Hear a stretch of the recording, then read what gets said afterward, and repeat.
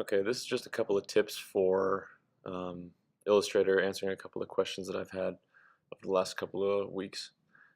First of all, I found you can set your color mode and your um, resolution right here. So make sure it's at RGB and 300 ppi just from the start, and you won't have to mess with it when you export.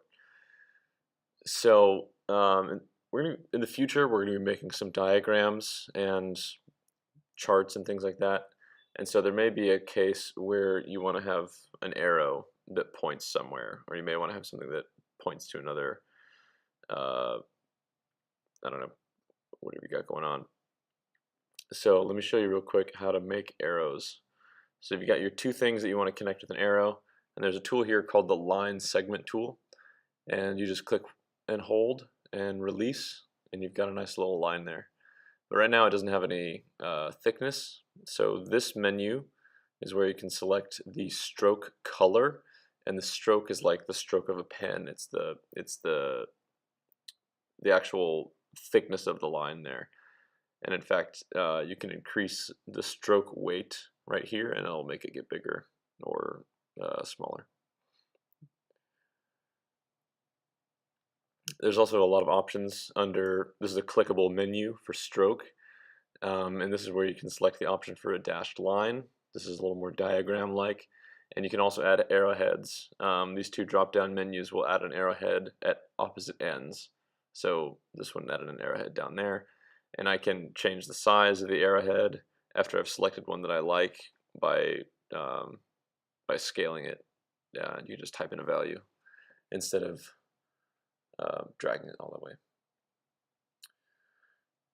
So that's some arrows, but you might have a case where you can't draw a straight line between the two things that you're trying to point to. And so let me show you how to make a curved line. So if you hold down on the line segment menu, you'll be able to access this, there's still more options. So you hold down and select the arc tool, click and hold, and you can see it's starting to draw this curve instead. So when I release, let's put it right there. When I release, then it makes this curved line, and still using the dashes and stuff because that's what I had before. So we're going to use the direct selection tool, which is the white one, not the black arrow, and click right on one of the anchors, which is the point at the very end of the line. And you can see these handles show up. So just clicking on there with the direct selection tool. Now I can manipulate these little handles, and you can see it kind of acts like it's bending the curve from one anchor or the other, and you can really mess around with these. Oops. So make it longer to make a more dramatic curve, and pull it to the left and to the right to make it bend one way or another, and you can get some pretty good bends like that. So yeah, that's how you make a curved line. Something else you may want to do is remove the background from an object or from an image, or like just cut out an image from its background. You know what I mean? And there's a better way to do that than what we've been doing. So here, I'll show you this. Oh, and when you place an image and it's just giant, there's a better way to scale it to make it small. So have it selected, and under Object Transform, select Scale, and that'll let you scale it down by whatever percentage you say. As long as you're doing uniform, you can just type in a value, and let's see, I'll do 25, and that'll make it 25% smaller there, rather than clicking and dragging and doing all that. You make it 10% of the original, and I'll just hit enter. There we go. A lot better than clicking and dragging.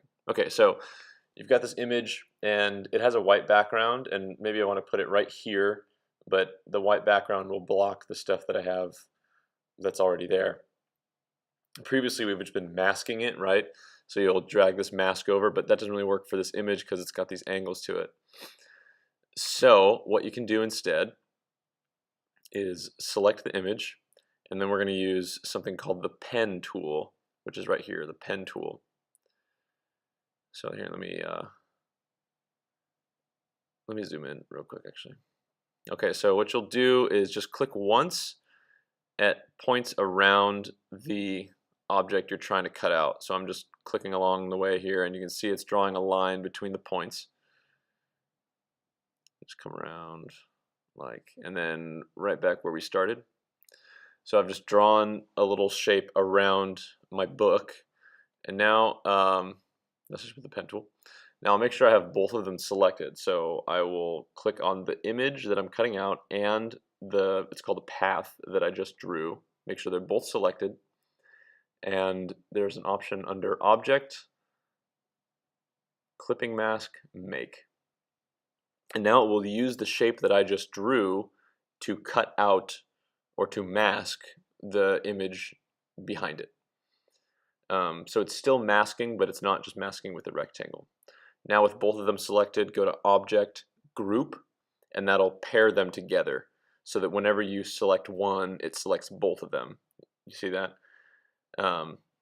So you get them both selected and you can move them together. Otherwise, if you move it and they're not grouped, you'll be moving the image underneath this new mask that you just made. And so that's how you do it. You can see the background doesn't show. That's how you cut stuff out.